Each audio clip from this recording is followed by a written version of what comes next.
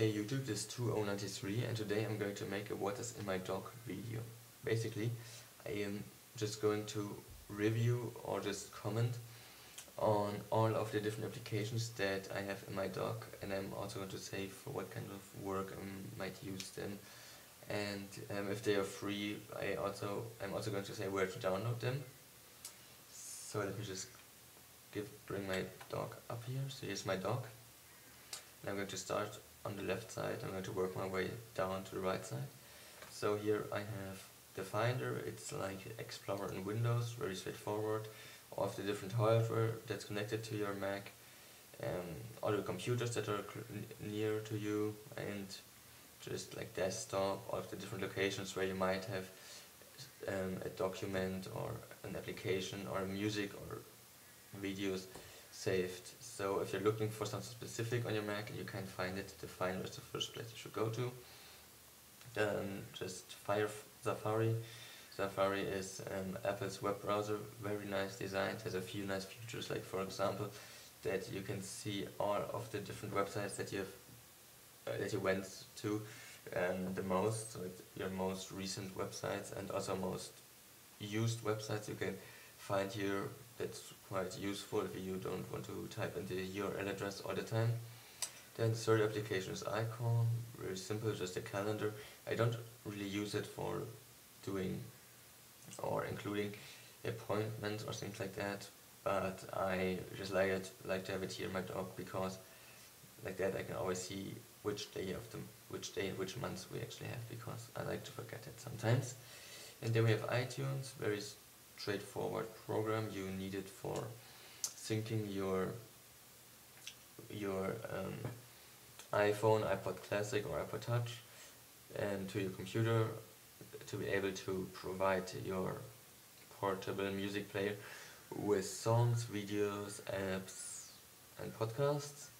Apart from that, iTunes also gives you access to the iTunes Store, which is also a very powerful store and has a lot of nice things you can purchase, like for example music and videos obviously. And then here we have Front Row. It provides you access to movie trailers and your own iTunes movies and music that you might have. It's like Windows Media Player if you want to, because it really covers the whole screen. I actually only use it to find all about new videos that are available or that are running in the cinema, but yeah, the other features are also quite nice. Then we have Google Chrome. Google Chrome is Google's web browser, and the best thing about Google Chrome is that you can just type in a search term in the URL and it's actually automatically going to go to the Google search list instead of first going to Google and then you need to type in your things. That's quite useful. Firefox I use for videos that aren't in the Apple format, so that Safari can't open them. That's why I then use Firefox. For example, on MSN there are sometimes videos which can't be opened by Safari, which isn't really surprising, because obviously Microsoft isn't that willing to provide access to MSN for Mac users, but fortunately there's Firefox, so we Mac users can still watch MSN videos. In your Spaces, very nice application. You can run different programs. Here I have iMovie and here I have Firefox at the same time in different windows, which is a nice way to organize things. And then we have Adobe Dreamweaver. I am very much into HTML and website development, but I'm not that good in HTML actually. That's why I'm going to make a few tutorials on easy things that you can do with Dreamweaver CS4, which are still very powerful, so stay tuned for those videos. They are going to be uploaded in the next days. And here we have Skype. It allows me to make free calls to my friends. Keynote, available, it's from Apple and it comes in the iWork suite, which you need to purchase separately, but it's very nice.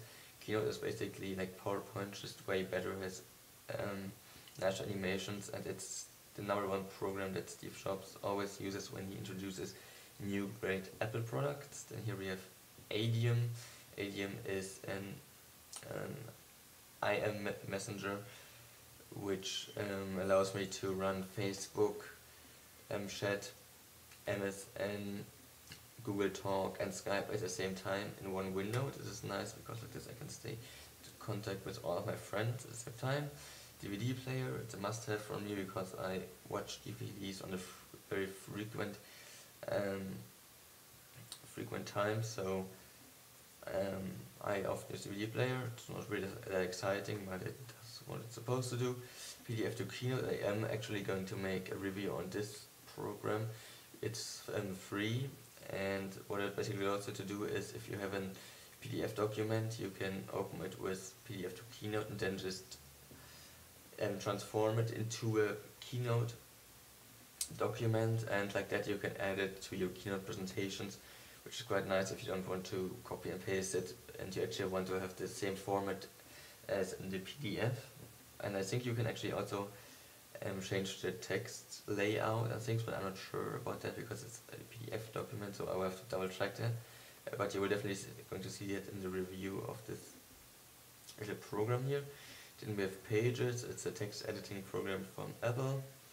Bento, it's a database program, has won many awards and is very nice because you can do a lot of great things, like for example syncing your contacts, and I use it for my YouTube videos, for my to-do list, so that I keep track on what kind of videos I still need to make. And then here we have Numbers, it's like Excel just for Apple. It's actually probably a bit weaker than Excel, but well, for my users it's good enough, and I don't really use it that often because I don't do much with numbers. And here we have Stream Desk. I am going to make a review on this for sure, and basically what it allows you to do is it connects with Ustream, and so it's kind of like a web-based application but with a separate window, and then you can, for example, watch Chris Pirillo from lockergnome.com on YouTube and how he does his live blog. But I'm going to make a review on this one, so stay tuned for that. Here we have iPhoto. iPhoto basically just allows you to save all of your photos, not really that special, but you will have probably noticed that I have a different icon here, and I am going to show you for sure how to change your icon, because if you would look at it from this way, you would think it's Aperture, but it's actually iPhoto. As I said, I'm going to show you how to change this. Audacity, a free audio editor and recording software. I use it for all sorts of things like podcasts and on just usual recording for school, for example. Real Player Downloader allows me to download videos that I'm watching in one of my browsers. It doesn't matter which browser it is. Then I can open it with VLC Media Player or obviously Real Player. QuickTime Player I'm using at the moment to record this screen and this whole video here with my dog, or about my dog. And iMovie is an application that I of course use for all of my YouTube videos to be able to be just able to upload them to YouTube. And here we have my documents, not really that special, quite a lot of them, all sorts of school documents, of my downloads. I like the way it goes up like this. And here's just my YouTube window, not that interesting. And here's my trash can, and I just basically put all of my deleted things into there. And yeah, so thank you for watching. Please post comments, rate and subscribe. You're also free to post video responses about the sort of Apple applications that you use. And if you have any questions which you don't want to ask me in the form of a comment or as a YouTube message, you can of course also write me an email. My email address is 2093@yahoo.com. So again, thank you for watching, and stay tuned for all of my other videos which are going to come soon. Bye.